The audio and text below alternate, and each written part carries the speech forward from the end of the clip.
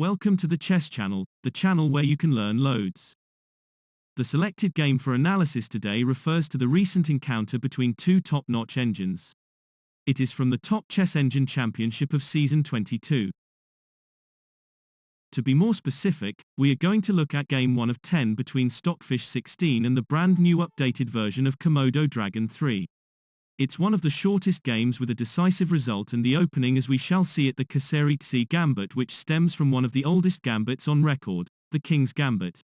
So what we shall be looking at are two gambits in one. Before we go any further, this game looks at a 5-move opening book. Komodo White starts up things with 1 e4, e5 is on the board. And with this move, this is the one and only King's Gambit. This opening was extremely popular in the past, but rarely we get to see it today in high-end tournaments. The King's Gambit was accepted. Komodo develops the knight, and Stockfish's response is to go for a Muzio type of game. With this move to h4, Stockfish attacks the knight, and with Komodo jumping the knight into the outpost, this is how the book ends, and this point on, the engines will battle on their own. And this is what the kieseritzky Gambit looks like.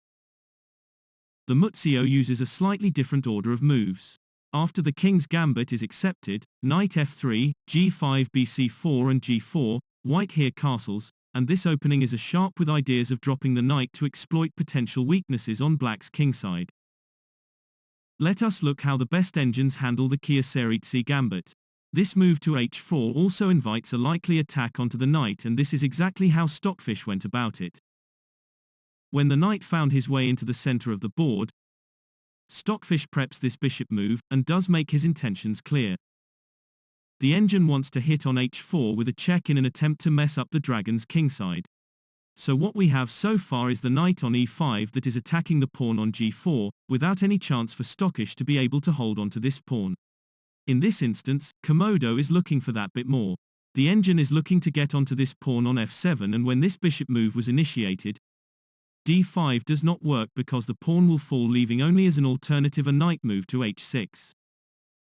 With Stockfish going for this response to stop the invasion into the 7th, Komodo trusted along with this pawn.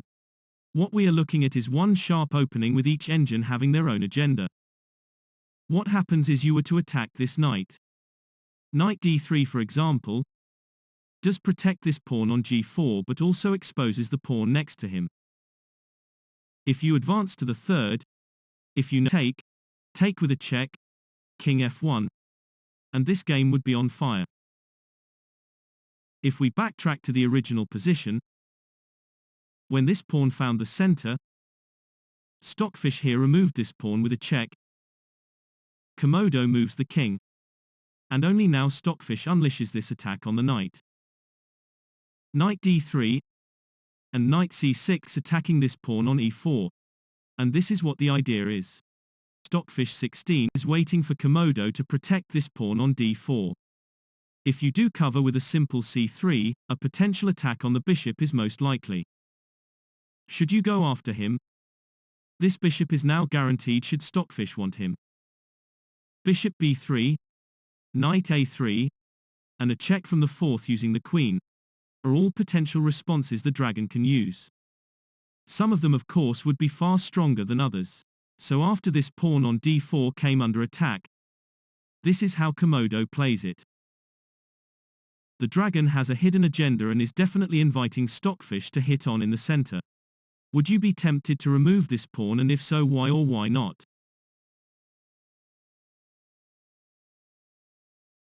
If you do take, in turn Komodo can also remove this pawn from f4.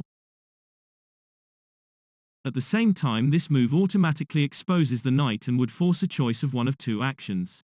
1 is c5 to protect the knight, and 2, something like this knight retreat to create a slight implication. Even if you take, not only this pawn knight drops, but there are further implications. When you get confronted by this check, king g1 for example gets you landed with a checkmate. In with a check and with the king forced to the 2nd. This is what you are looking to achieve, and the game ends here. If you alternatively move the king in the other direction, you also need to be able to work out the implications of whether you would come in with another check or go on and remove this bishop. If you take the bishop, how would you consider dealing with this potential attack? Not only you would need to drop the bishop, but most likely with what you see here, the game is lost. Because Stockfish was easily capable of calculating the ins and outs of this variation, the engine bypassed the taking on d4 and instead calculated best to chase after this bishop. With what you see here, we mortals can learn a thing of two, but only if we sit down and rack our brains to figure out if gaps appear and how we can possibly exploit them. This brand new version of the Dragon is quite impressive. The engine initiated this check. Stockfish chooses to attack this bishop using the pawn. And this is where most of the action is about to happen. Before we even look at how Komodo chooses to respond, can you take a few seconds off to try and work out what the best move is in this position? The most human move to go for would be to retreat this bishop to safety. And should the bishop be further pursued, bishop b3 will lead to the trade on the queen side. If this were to happen, according to the engine's evaluation, what you see here is if not triple zeros but very close to it. If we return to this attack on the knight, things are about to get even more complex. Stockfish was not willing to drop the knight to the bishop but does come up with a more complicated approach to what we see. It attacked the bishop again with the pawn. In the meantime, Komodo retreats the bishop to safety. Stockfish too gets his own knight to find this outpost on the fourth, and what has just happened? Each side retain each of their minor pieces intact. After this queen move, Stockfish chases after the bishop. Komodo backs him off. And now via this push on the queen side, how do you stop the most likely move to a4? Well, you do not, but shall we see why? If you take on a5, it would be a blunder should this pawn on a5 is removed. If you take with the rook, after this attack on the bishop materializes, bishop e7, and now this break in the center will lead to a situation. Attacking the knight in this way is not going to work. If you push on, should this pawn be eliminated, because of the pin on e5, once the knight comes off, take the bishop, and this is what you are looking to achieve. Queen e7 is met by this rook move. And if one engine is in trouble, it would be Stockfish. What are the implications if the pawn comes off using the queen? Not only the knight is now attacked, but how would you resolve this worry? If you want to save the knight, his only escape route would be this square on b1. However, if we place this knight back to where he was, there is a far better and stronger response than just getting the knight to back off to safety. Can you see it? It's this hit on the pawn. Find a move like this and you're on top of this game. If you take with the pawn, yes, you are down by full knight for a single pawn, but there is more happening on this 64 square board than meets the eye.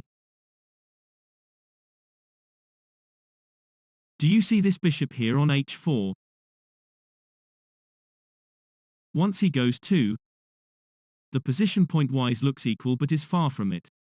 This bishop on b3 is particularly powerful, but so is this knight on c4. What is also worth noting is this pawn on d6. If the knight on c4 is traded, then Komodo can go on to pick up this pawn too. Coming back to the game, most of the action is located in the center of the board, and how the queen is positioned in relation to the king that is positioned on the same line. Komodo without delay advanced this pawn. Stockfish says no and advances too. And now via this blast, many things are about to happen. One of these pawns on the queen side needs to come off, but which one is to come off first? In fact, Stockfish does not need to engage. If it goes for this bishop move, if you take, this is why the bishop comes away from the back rank. Take on b4, and if both rooks are traded, when the bishop departs too, the compensation Stockfish has is to get rid of this knight. Is this position now equal? If not, if you go on to take on here, not queen takes c6 but something else which looks much better. If this pawn on c6 is removed, sticking now the knight into this outpost is going to lead to further complications. Knight e7 for example will be a blunder, but can we see why? This is why, and with the queen dropping, this would be the end of the game in a few moves.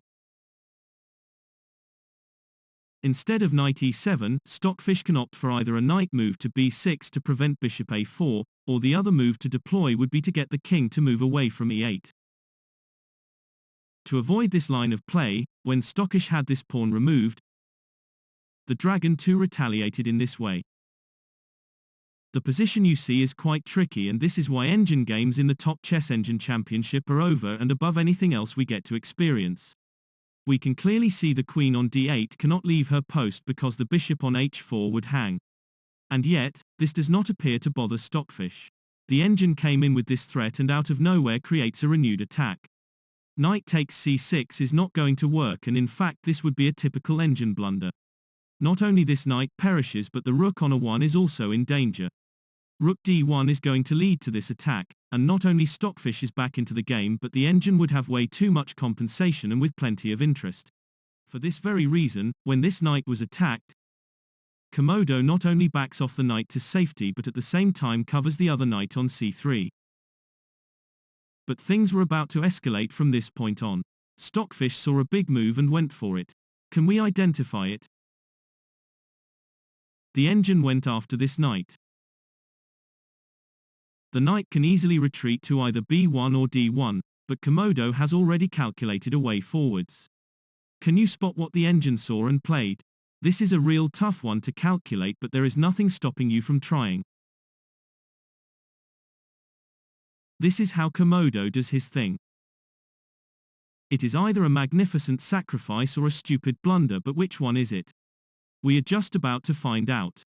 When the bishop came off, Komodo jumped the knight into this outpost. And what the engine is now looking at is a potential check from d6. There is one way to stop this, and this is how the mighty Stockfish answers. Having backed off the bishop to e7 not only stops the access to d6 with a check, but in addition, this bishop is now saved, is he not? If only chess was that simple, if only. Any ideas what the Dragon did? It still went on and delivered this check.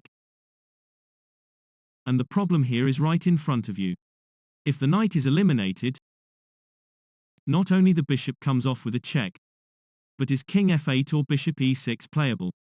Bishop e6 leads to deeper implications humans are not simply able to work out. Just to prove our point, can you try and figure out what has Komodo got up his sleeve? Taking on b4 is of course one very strong option. Should the knight came off, once the queen relinquishes her control of the fifth, occupy it using the queen. And however you choose to play it, Stockfish is going to lose material. This rook on h8 is a goner. f6 is a big no-no because when the bishop comes off with an incoming check, king f8 gets you done with a checkmate. One way to do it would be to go for this push to d7, but there appears to be a faster route to get there. What does this rook gesture right into the sixth do? If the rook is taken, this is how the game ends, but how strong would this rook lift to a7 be? Once this pawn comes off with a check, getting rid of the rook gets you done instantly. Come in with a check, rook g7, and is all done in just 2 moves. This is the first move, and right after the king moves to g8. Not only the rook goes, but the game ends here with a checkmate. Let us check out how Stockfish was going to use all his abilities to come out of this one in one piece. The engine went for this king move. Komodo grabs hold of this bishop, and with the knight coming off, the dragon finds the opportune moment to remove this very dangerous-looking pawn. What you see on the board looks just about equal because both engines have exactly the same points. Not just that, but they have exactly the same pieces. Additionally, both engines seem to have their pieces very well coordinated and everything seems to be well covered. The pawn on b4 is covered, the pawn on c6 is in no danger, but given Komodo has a solid control of the center, this might be a problem for Stockfish in its own right. The only unprotected something on the board is this pawn on g4, but should Stockfish rush to cover him with this move to h5? h5 actually is ideal. It secures g4 but also opens up the door for the knight to come out. And yet this is not how Stockfish plays it, or not just yet. Stockfish came in with this semi-forcing move to get the queens to come off, and guess what? Komodo gladly accepts this challenge and is further calculating the depth of what is coming. And yet when it comes to this very position, Komodo does not worry about this pawn on c2. This is what the engine goes for, and yet Stockfish is not willing to bite this pawn off the board. If uta, a6 will spell the end. Rook c8, king f2, rook a8, and now this knight moved to the first, and however you chose to play it, this game can only go to Komodo. Knight d3 is coming, and this pawn on the queen side will be unstoppable. In addition to all this, the other problem Stockfish would have are these two central pawns on d4 and e5 respectively. These two pawns paralyze everything else, and even if you try this move to f6, once you push on, you would be actually speeding up the end. This pawn on e6 would be the icing on the cake and nothing can even threaten him. So let us see what happened right after this pawn advance on the queen side. Stockfish could easily have gone for this push to h5, but it tried an entirely different approach to the game. The king found this outpost, but is this a blunder? It is very hard to say, but we do need to understand what his king does on g7.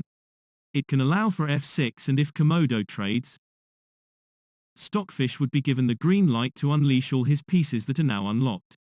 How Komodo chose to answer to this king move has to be again beyond human understanding. Before we show, let's give everyone the chance to fish it out. Given you tried your best shot, this is what Komodo does. If you were able to spot this move, well, congratulations is the only word that comes to mind. With the pawn reduced to dust with an incoming check, Komodo lifts the king to the third, and fumingly enough creates a dilemma for Stockfish. Stockfish16, as we know, is the strongest engine on the planet, but this brand new version of Komodo is giving Stockfish a real headache and a good run for his money. Given Stockfish hardly loses, is Komodo in any position to create a credible threat? Well, let's check out what happened here. With the rook coming under fire, Stockfish position is a bit crumbed. The engine was calculating where best to put this rook, but one thing for sure, it had to be a rook move. b3, for example, is going to lead to nowhere. Once the rook is cut off from any access to the queen side, even if this pawn comes off, this push to a6 is going to accelerate the very ending. This pawn can no longer be stopped, and that would be the end of this game. If you alternatively try this takes on g2, after this pawn advances, again, stopping him would be impossible or near impossible. There might be a way to stop him, but you will have to surrender some major piece to get there. Stockfish in this moment in time was calculating his best course of action.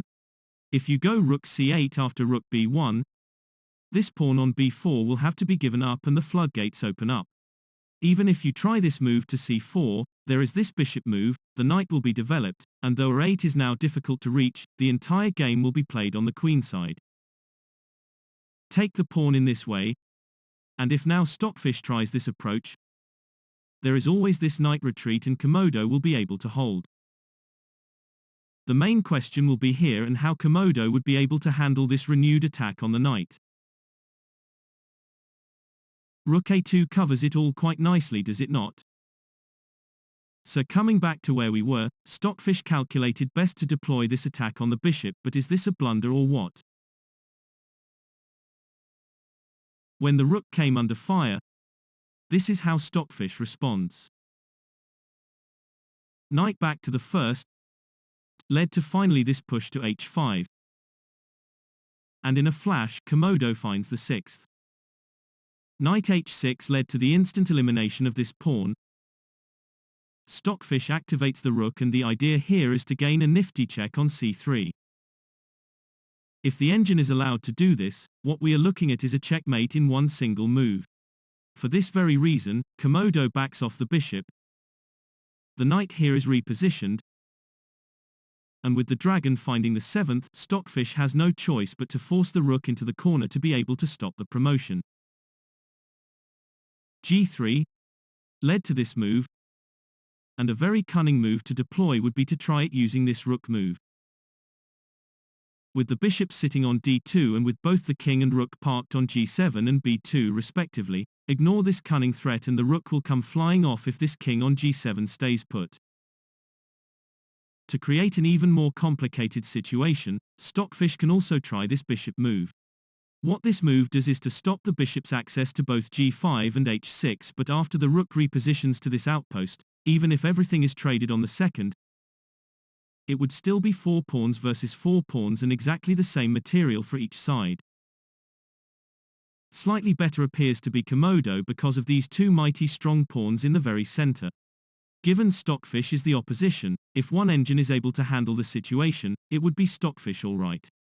Though we had seen nothing like this unfold, Komodo was working on something different. The engine pushed on with this pawn. Stockfish backs off the bishop to the back rank and is now looking to neutralize the threat on the 7th and specifically on a7. Komodo's next move was this rook repositioning, but can we explain it?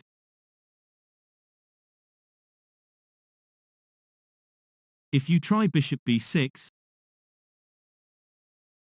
how would Stockfish cope with this incoming check? King f8, for example, will most likely lead to this move, and this is something you cannot ignore.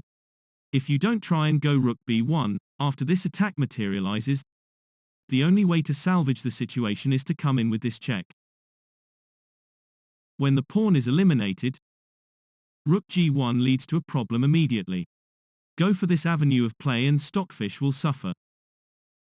Taking the pawn undoubtedly lead to this check, and because king e8 does not work, we are looking if knight e7 is any better. Is it?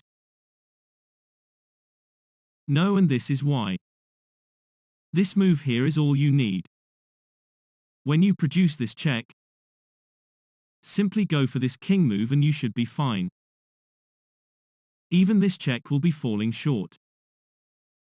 King d1, another check, and now king e2, and let's see what happens if Stockfish continues with the checks in this way. After king d3, how effective is this rook move to the edge of the board? The game is finished basically. This is what you need, and it would not be difficult to find it. If we want to see how the game progressed, we would need to come to this point. After rook f5, Stockfish was more than capable of working out the what-ifs if the bishop was going to attack the pawn on a7. For this very reason, the engine pushed on with this pawn.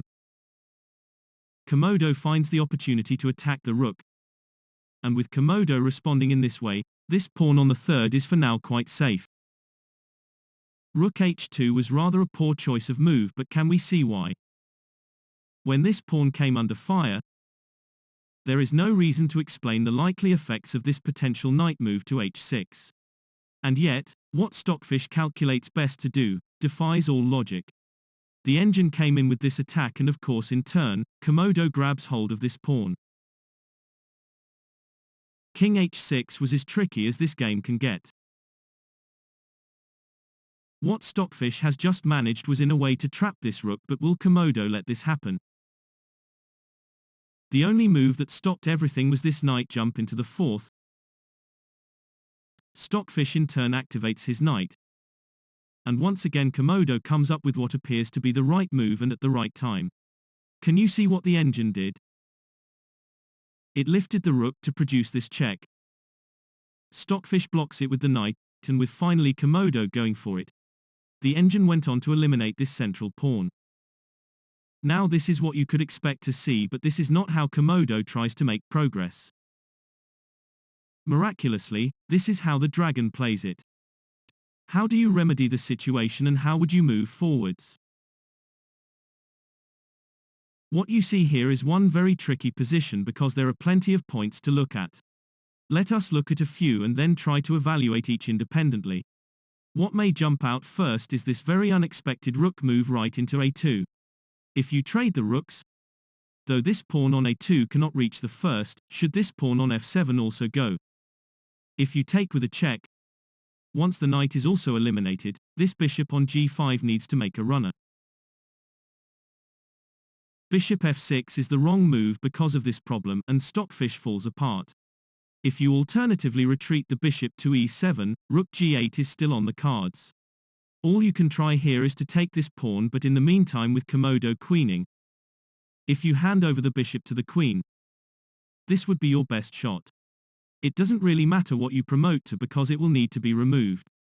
So even if we promote to a rook, take, and the endgame now is simplified. 2 pawns against 1 would just be enough to secure the full point. Endgame studies are imperative and extremely important to know. For example, a move such as this one using the rook to reach d8 would be the wrong choice of move because after this check is initiated, king c2. This would be the key move you are looking for. Even if you take with a check and Komodo is up by a margin of 2 pawns, when the king gets into this outpost, even if you advance, after this pawn is chased after, this game would go nowhere. The key to all this is the rook's position on a3 that holds the king prisoner and very much restricted. If we return to our original position, this would be the right move to execute. Komodo would do exactly the same thing as what we saw Stockfish do. Returning to the game itself, we looked at what rook a2 does. The second line of inquiry is what happens when you take the knight with a check. When the knight is removed, one idea is to try this follow-up check. King d2, another check, and let's see what happens if the king is placed here on c1. It's all about this check to win the bishop. King b1 drops the bishop, but there is a biggest picture we need to consider. It's this discovered check and it looks like game over. With the king forced to the 7th, when you take care of this bishop, how tricky does this endgame look? How do you prevent the queening on e8 and how do you stop the queening on a8 with the rook having the pawns back? A rook move such as this one is met by this type interception. And should the rook be taken, it would not matter how this rook is removed. If you take with this pawn, the problem Stockfish has is with the position of the rook. The pawn on b3 is totally defenseless, the pawn d5 is up next and the mate is in sight. For anyone who needs any proof, king g7, rook b6, b2, and now there is not even a need to take this pawn on the second. Instead try this avenue of play, and when the pawn comes off, you can now promote to a brand new queen. King g6 is met by this queen check, and after king f5, this is what you need. King f4 leads to this follow-up check, and when you back the king off to the middle of the board, this should now be extremely easy. In with a check, king d2, or king e2, another check, and after the king is forced to the very first, anyone should be able to find a mate in just about 3 or so moves. Option number 3 which can be considered is to remove the knight using the bishop. This is a far more complicated picture than all the others. Get this one slightly off, and you will pay the price. If this bishop is removed, how do you get this rook on g4 out of the way so that the pawn on f4 can be taken with a check?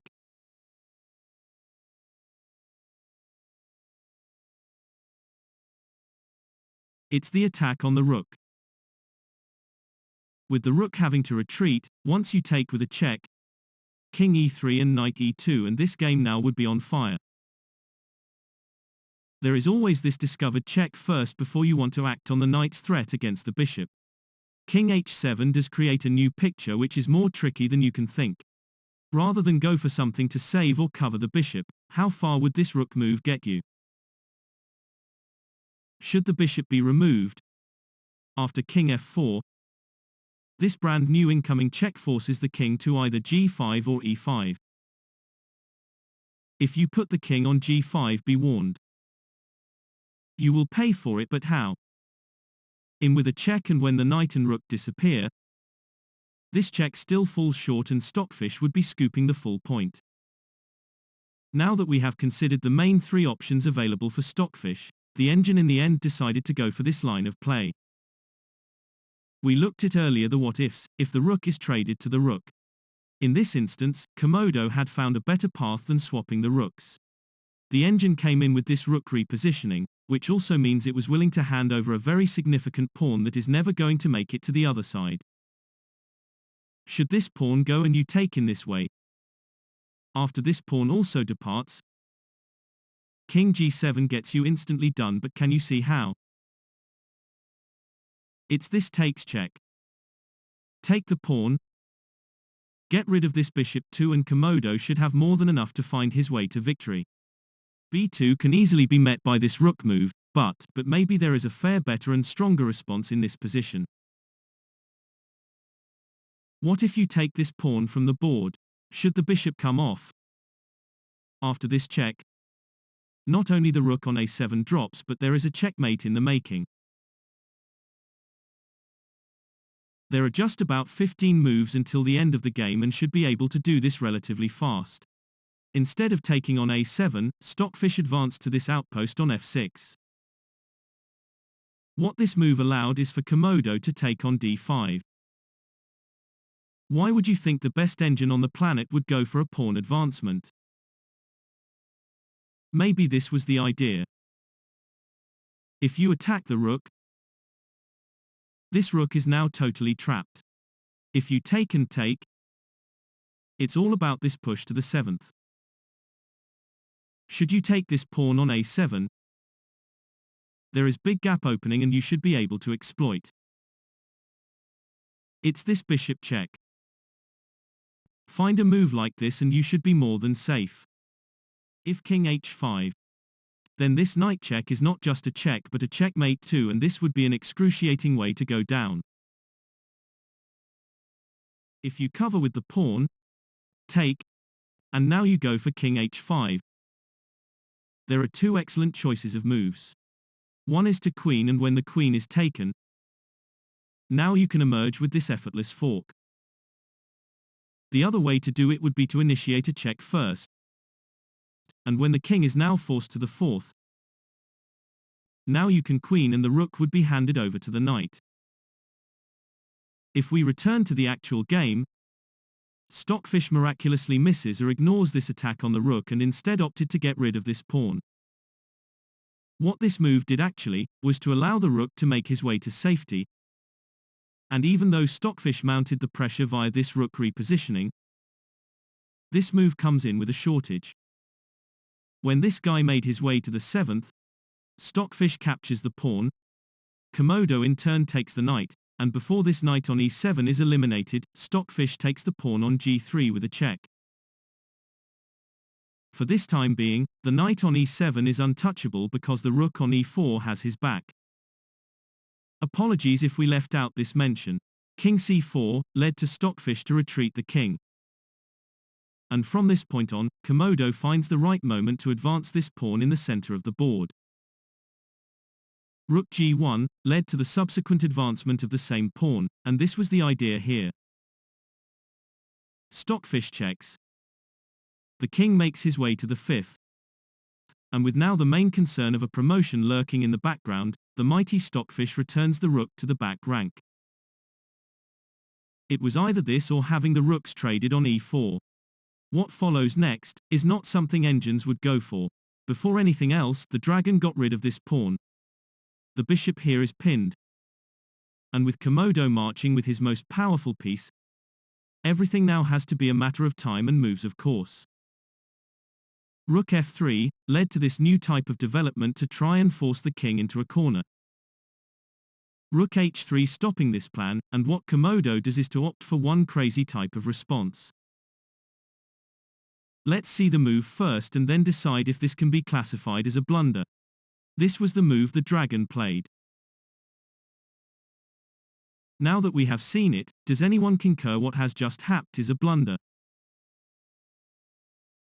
When Stockfish scooped up the rook situated on b3, it had also looked itself into an actual checkmate.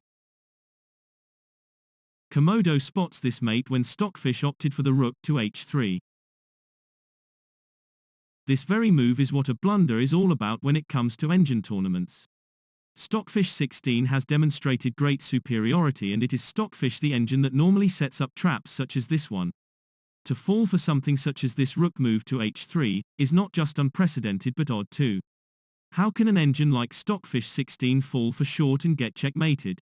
So let's us see how this game now ends. First, the dragon removed the bishop. Stockfish in turn blocks the access to this file in this way. And now via this rook repositioning, the game ended in just 2 moves. Stockfish placed the rook on h6. The bishop took him, and with the king now capturing this bishop, the game was adjudicated in favor of the dragon. After d7 for example, rook d8, and rook f5, and if king f7, this knight move will do fine. An alternate response would be this move by the rook to d5, because it immobilized the rook on d8. King h6, and now king f7. And what you see here is a mate in just 4 or 5 moves. Anything like this rook move to h8 will result to this timely check. King h7 gets you done in one single move, and this is why when the check is initiated, the knight must go. When the rook also goes, king g6 will lead to the promotion of a brand new queen. King h6, the only move, leads to the checkmate, but also this alternate queen move is also a checkmate, and this is how the game would have ended if the game would take its normal course all the way to the very end. This game we saw today was the first of its kind. Stockfish16 has been beaten by this brand new version of Komodo Dragon, but it was not an easy run for either engine. The King's Gambit accepted normally benefits the side with the black pieces, but today we saw something different. The kieseritzky Gambit appears when the knight jumps into e5. It dates back to 1900 at least, and there is a game played when Lasker and Morozzi were alive. There are some other very close gambit relating to the kieseritzky. For example, there is the Allgaier Gambit using the Thorold attack, but instead of knight e4, the knight finds g5. Both Lasker and Morozzi joined up forces and competed in the tandem simultaneous exhibition that was held in Manchester in England. This may be something to look at because their performance was exemplary, and certainly this has to be on the list to do when we return. In the meantime, this game we covered today was of the highest of quality, and this is what you can expect when engines of such caliber are in action. And this is how we wish to end things today. This was our last edition, and one we hope you have enjoyed thoroughly. If you have any comments or observations, by all means please use the relevant section. God bless and thank you for taking the time to watch.